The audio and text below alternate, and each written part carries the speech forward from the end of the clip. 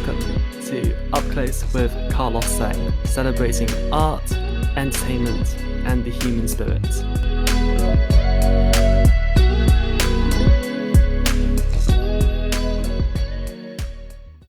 So Cai Cherry, thank you so much for joining us today. Great to be So I know that the genesis of Speaker was, it sort of came to you after a rather rough night out back in April 2023. I was wondering whether you can tell us about that evening which led to Speaker. Sure. The idea for Speaker started probably when I was like 14, when I was like really struggling with depression, suicidal thoughts, and everything. And back then, I wanted to like write something that would like explain how I was feeling and then justify it. But I was finding how to justify it to myself. But then last year in April, I went out with some friends to heaven. We stayed until about 4 a.m. because that's when starts to get a bit dead.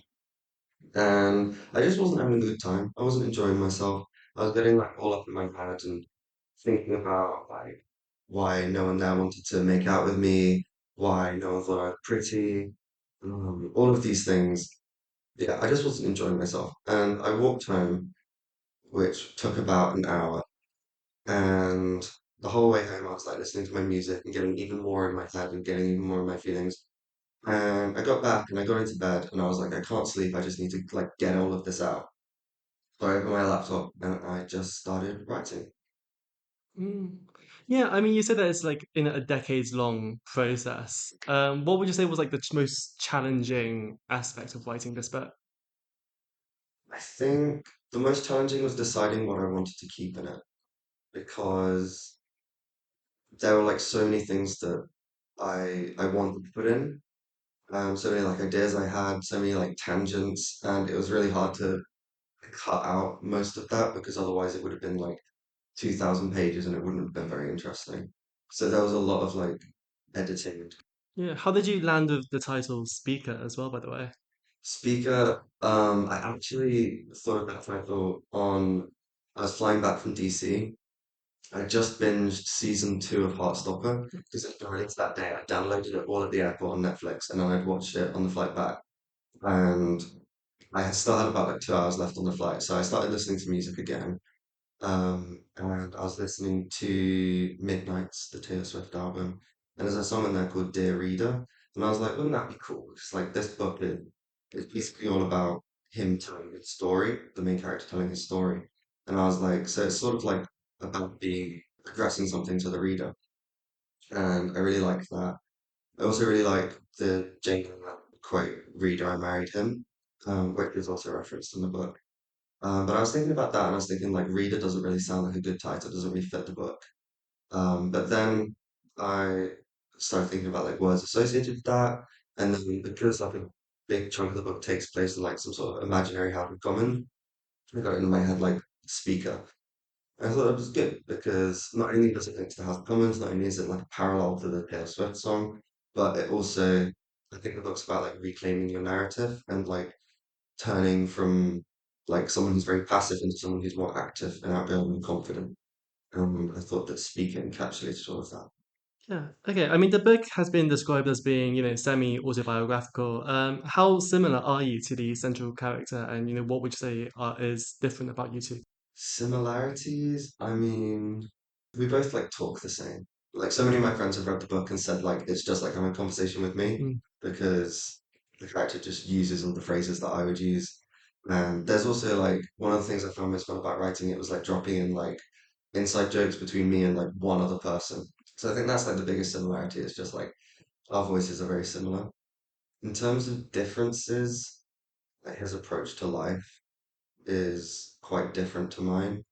Like he gets very fixated on things and like other people and tries to build himself around them. And I think I used to do that a bit, but now I'm very much like opposed to the idea of speaking to, meeting, knowing other people.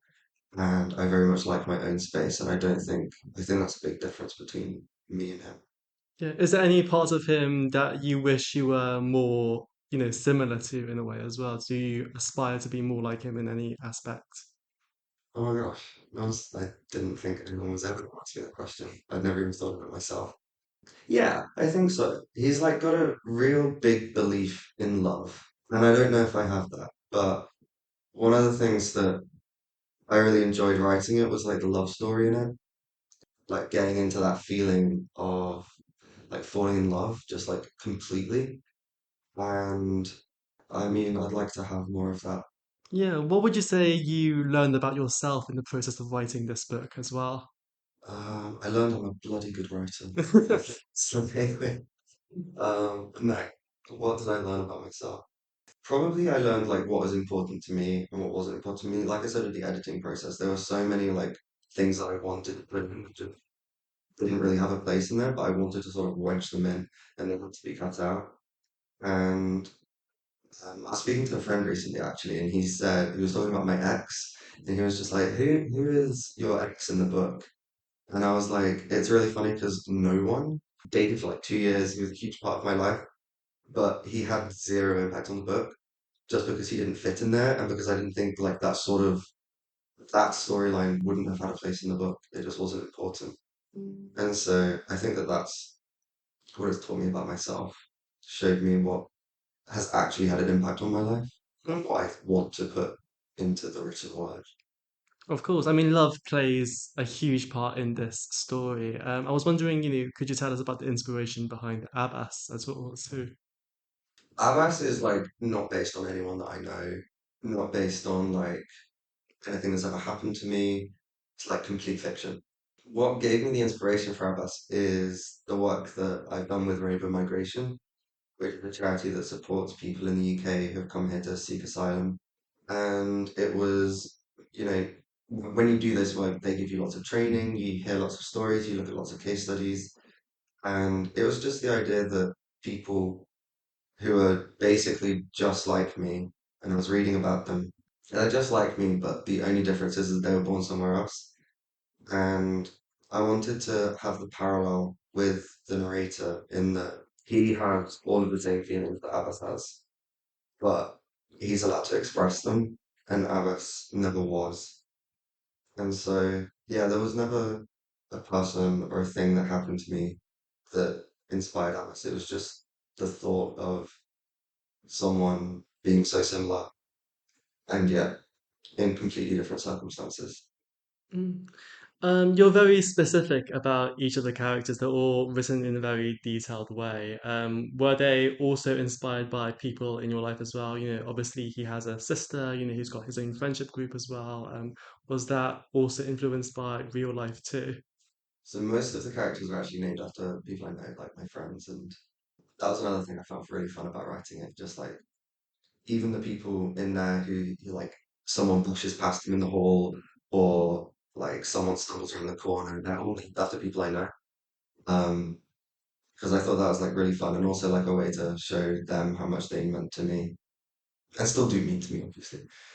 Um, so yeah, I mean, there's like bits of everyone in it. His four friends, like their friendship group at school, they're definitely inspired by their namesakes.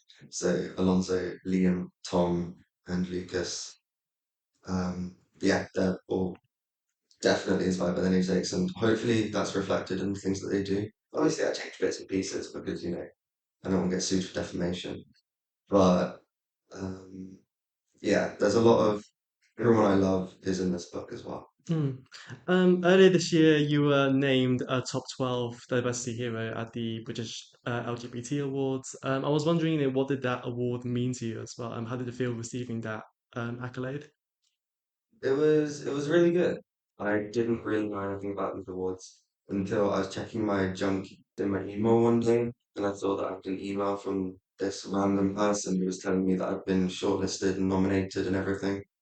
And I still don't know to this day who nominated me. I have no idea. Apparently, you need at least three nominations to get through. So it must have been at least three people, and they're all lying to me about it. But yeah, it was something that I never really expected.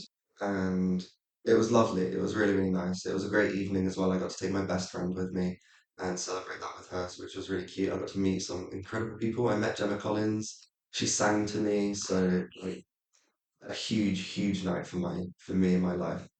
But it was also like the things that I do, I don't do them because I want like an award, and then everyone says that. And don't get me wrong, I love awards. Please give me more. Um, but the things that I do because I love them, and I want to be good at them. I want to like be my best self, and so it did. It meant a lot to me that I'm considered a diversity hero. Um, yeah. Yeah, I feel like there's always like conversations around diversity and representation nowadays. But I also feel like the social political landscape has become more polarized in recent years too. Do you think we're still making good progress, or do you think we're stagnating in some ways as well? I think in some ways we're going back. Like 10 years ago, were trans people on the front page of every newspaper? No. And now that they are, and it's not for a positive way. So I think we're going back in some respects. And I think that's driven by the same things that's driving like increased Islamophobia, anti-Semitism, racism, like all of these things, they're all driven by the same thing. And it feels like one step forward, two steps back in a lot of respects. One thing that I really struggle with is trying to both like keep my head above water, because I think every queer person knows that even if you're not part of that group, it feels like a gut punch every time you see a headline or every time you see a court judgment or anything like that. It feels like a gut punch. And so it's hard to keep your own head above water, but it's even harder to then find the energy to keep pushing forward and to keep making progress and to keep fighting for that. And there's so much to do, and there is so little time in the day to manage to get it done. I mean, you yourself use he, they pronouns as well. Was that, do you have any second thoughts about, coming out as queer at all, or were you always very confident in who you are?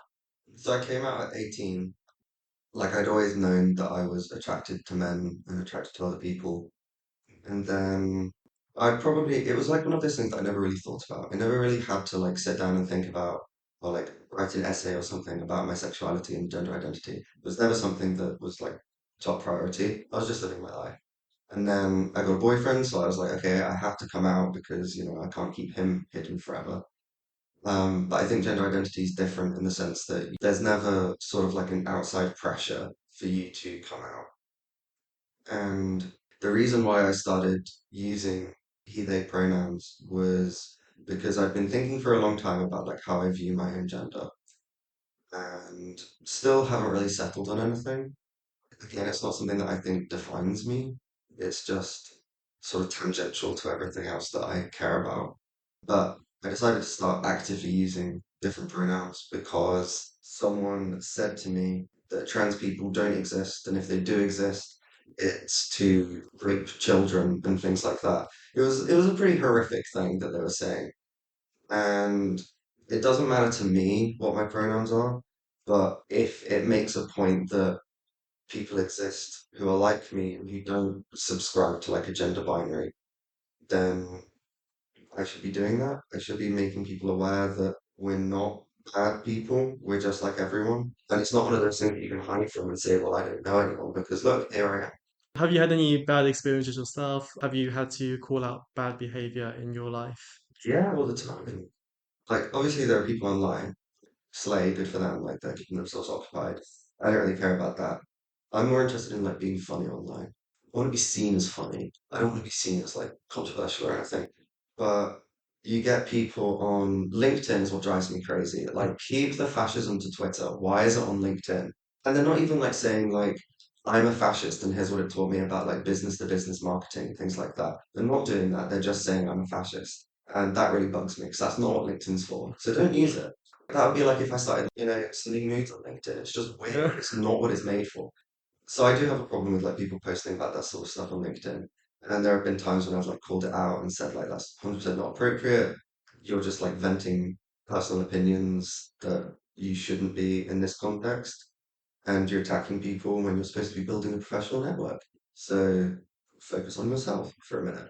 And then there have been like people in the street who have like yelled at me, people telling me they're gonna pray for me, people like trying to threaten me. And I'm like a very chill person. I don't get bothered that easily. So it doesn't really bother me too much. It's irritating, sure. Like when someone saw I had a badge on my backpack that said like love is a human right or something. It was like a freebie from Amnesty. And this guy followed me home, yelling at me the whole way. This was like half an hour walk. He was like yelling at me this whole time. And I was like on the phone to my dad at the time.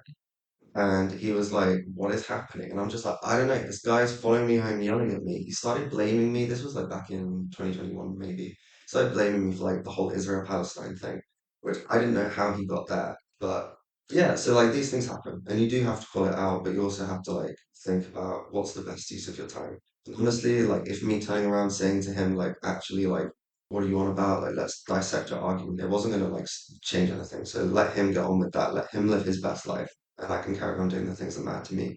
Mm. Very well said. Obviously, in your day-to-day, you are a lawyer. I was wondering, when did you sort of decide that this would be the career path that you want to go down, and has your career turned out to be what you expected it to be as well? Oh my gosh. So yes, I am a lawyer. I love it. I love my job. I wanted to be a lawyer ever since I was about probably 14, and I watched Ally McBeal on telly, and I loved it, and I wanted to be her, and I wanted to be a lawyer, and that was basically it. Like that was, I've never met a lawyer, except maybe I was like in their waiting room when I was like 6 or something.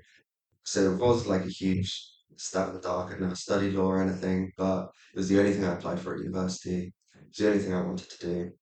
And then 4 or 5 months into university, I was really enjoying it. Don't get me wrong, I was really enjoying it. But then I lost the ability to walk, and all of a sudden, like everything was a lot less certain. And people were telling me like just take a year out of uni, like at least like take don't do your exams this year. Just like focus on what's happening, focus on going to the hospital appointments, focus on like all of that. And I refused to do it. And I used to like whenever I was in hospital, I'd be like studying and I'd be like in the bed and it would be like 2 in the morning and like the nurses would be telling me to turn out the light and I'd be like, no, I need to study. You know, like my flashcards and my notebooks and my textbooks and all of that. And then ever since like that sort of point in my life, law has been like I love it, but I also feel like I owe it a lot because it got me through all of that. And it's been a really good friend to me. I want to continue to support it in every way that I can. So I don't know. I didn't have any plans for my career. I'm really happy with where it's ended up. I love my job. I love the work that I do. I love my colleagues. So I'm very happy. But it turned from something I wanted to do to something that I now feel I have to do. I feel like there's a lot of people who want to go into the legal industry, and there's so many law students at universities nowadays. What would you say is the biggest misconception about being a lawyer? I don't know. I didn't have any conceptions, myths or otherwise, but I think one of the things that people think is true but isn't is how competitive it is. Like, obviously, like you say, there are lots of people who want to go into law, and the application process is competitive because some people are going to get it, some people aren't. But once you're in a law firm, there's no real competition. I don't feel I need to be better than anyone else here. And like you have to face the reality that you're not actually here to compete against people, you're just here to do your job and you're here to work as a team. And it really bugs me when you see law students like slag each other off and stuff like that because it's not a competition. Like all the people that you're working with are going to be either like your colleagues or your peers in other firms, or they're going to be clients. Like you don't want to make enemies. So law school's great, the legal profession is great, and don't stress too much. It's not that deep. It really isn't. How do you measure success? I measure success by if I'm doing what makes me happy. I think I feel like I'm not successful if I've spent an entire day doing something that I don't value. Like, if it doesn't make me happy, if I don't feel it's worthwhile, then I won't feel like I'm successful. I don't necessarily think you have to earn the most money or win the most cases or like sign the biggest deals and stuff like that. That doesn't really matter to me. I want to be happy. What makes you happy today? Today, I'll tell you what would make me really happy. I forgot to have lunch. I ate breakfast. I forgot to have lunch. So all I've had today is a Red Bull and an orange. So what would make me happy right now is like a really, really big like steak or something. That would make me happy. But more generally, what makes me happy is like reading, listening to music, seeing my friends. I've started to cook for my friends now, and I'm not a good cook. So I don't know if it makes them happy. I don't enjoy cooking, but I like to spend time with my friends, so that makes me happy too. Yeah, I mean, I feel like from afar, you seem to have a pretty ideal life. And you've got a great career, great friends and family, great network. You're very attractive. Do you still have any insecurities at all? I mean, how do you overcome those? Yeah, no, tons of insecurities. I mean, I'm still like the kid that I grew up as. I still like have like really bad anxiety. I don't get depressed as often as I used to, which is a good thing. I mean, God bless antidepressants, and also God bless therapy. Everyone should go to therapy. But yeah, like I still have all these doubts. I still like wonder if I'm good enough. I still want to be better. And I'm not very good at small talk. I suck at small talk. And that's not good when you're like at networking events and everyone's making small talk. And it's not that I want to go deeper, it's just I don't want to be there. So that's a challenge. And then, yeah, I mean, everyone beats themselves up. And if you don't, maybe you should. I think on paper, I had a therapist once, like a few years ago, who said that on paper, I have a great life, but on another piece of paper, I have a terrible life. And I was like, that was a really weird thing to say to me. But I think it's true. Like, you can look at like two different sides of the same sheet of paper and either flawless, which don't get me wrong, I am, or I'm incredibly flawed, which again, don't get me wrong, but I am. So yeah, no, still working through, still processing trauma. Where do you see yourself in the next 5 years? God knows, not a clue. I don't plan that far ahead. I usually plan like 3 or 4 months ahead. So 5 years from now, I will be 29. I think I'd like to have a dog. And that's as much as I can say. If you could speak to the 14-year-old, your 14-year-old self, what would you want to say to him? I want to say like it does get better. And I know it's such a cliche to say, but I feel like queer people especially, like you spend so much of your time that you're in the closet like wishing for it to be over, and like wishing to like be an adult and be free and independent and everything. And first of all, you shouldn't have to feel that way. Like you should be able to come out whenever you want, whenever you're comfortable, whenever you're certain. You don't even have to be certain, just come out. Like it's not that deep. But all the time that you are spending in the closet and all the time you are spending like with all your insecurities and all your feelings, like there is hope. It does get so much better. Like I used to doubt that I would ever be able to do any of the things that I wanted to do.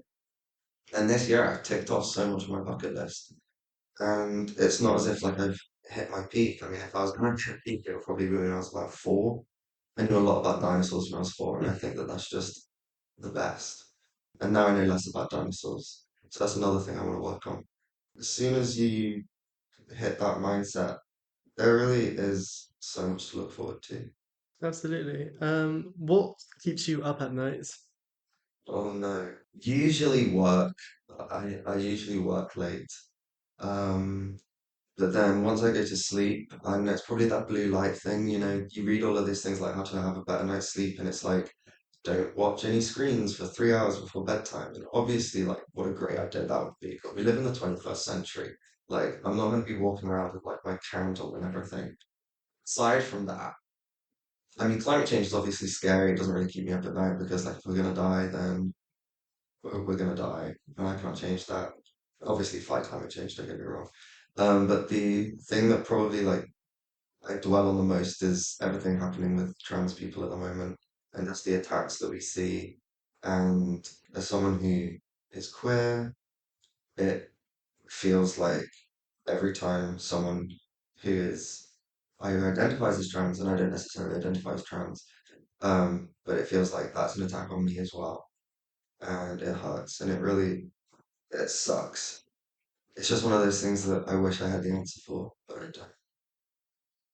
Yeah, I think it's definitely a tough time for the community. I mean, when you also found out you were disabled as well as LGBT as well, did you find it helpful having all of these labels to use, or do you think they're actually not that helpful? I think it depends on the person. I chose queer because I don't think I'm gay or I don't think I'm bi. Like none of those labels like feel right to me. Whereas queer can be whatever it wants. Um, that felt right to me. In terms of being disabled, I actually I lost friends over being disabled and I never lost a friend over being queer, which tells you something about like ableism in society. But I think some labels are helpful. I think disability has a lot of connotations that doesn't necessarily warrant. I think just from a legal perspective, I once asked a friend, like, you're disabled. I didn't ask him, I told him you're disabled. And he said, well, I'm not registered disabled. And I'm like, what does that mean? Like, if you're looking at the Equality Act, it doesn't say if you're disabled, you have to register. There's like some sort of central repository, like just everyone with a disability. That's such a weird conception. I genuinely don't know what he meant by that. And he tried to explain it, but I still don't think I know what he meant. So like labels in that sense, people sometimes misunderstand them in their own mind. And legally, my friend has a disability. Mm. Whether he wants to identify as disabled, that's up to him. Yeah, how did you lose friends over being disabled? Oh, they thought I was like lying about it. They thought I was faking it. They thought that I was making it out to be more than it was. They thought I was using it as an excuse for things. Don't get me wrong, I love excuses, but that one was real. Especially, I think, as well, because like my disability was like rare autoimmune neurological disorder. So it's not something that you're gonna know about every day. And it actually took me like months and months and months to get diagnosed because it just never, it's so rare. No one ever thought about it. And so people could sort of took that as a license to claim I was lying.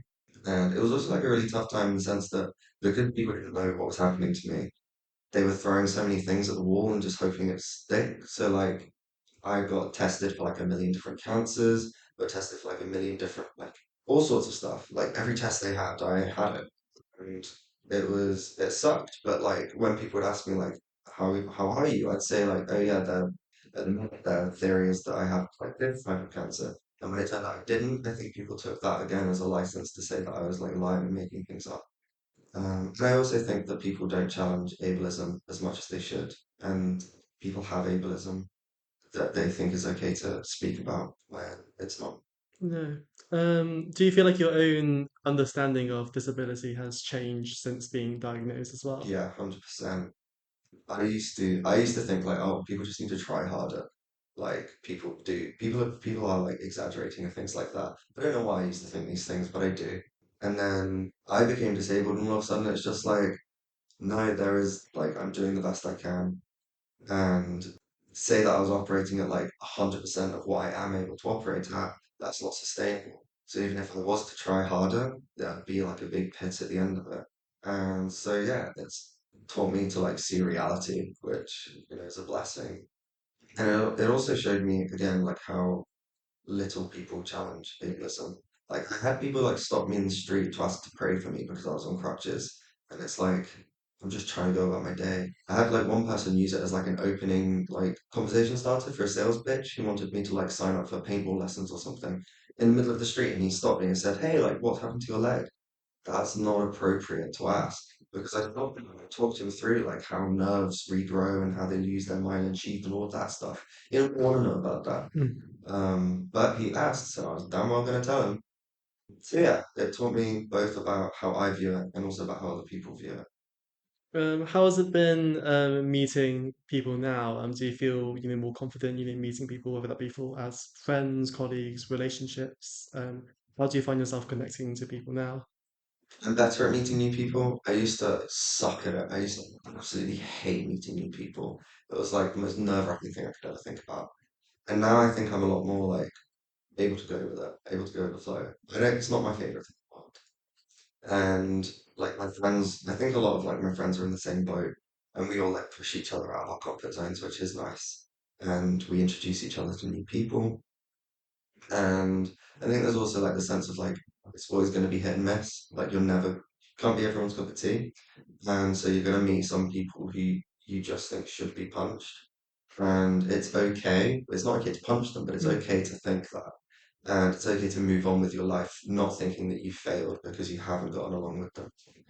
And also, like nowadays, I'm really happy with my life.